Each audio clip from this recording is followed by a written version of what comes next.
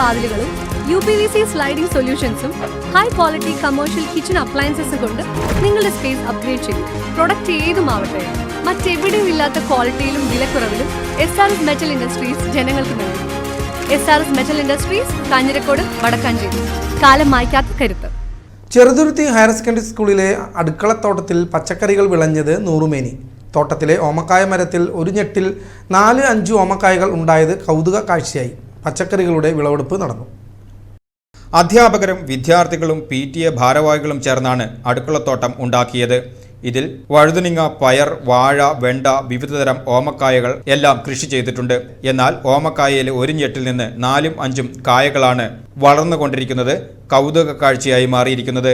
ഒരു ഞെട്ടിൽ നിന്നും 4-5 കായകൾ ഉണ്ടാകുന്നത് അപൂർവം ആവും എന്നാണ് അധ്യാപകരും PTA ഭാരവാഹികളും പറയുന്നത്. ഈ പപ്പായ നമ്മൾ നട്ടുവെച്ചപ്പോൾ ഇത്രയും പ്രതീക്ഷിച്ചില്ല.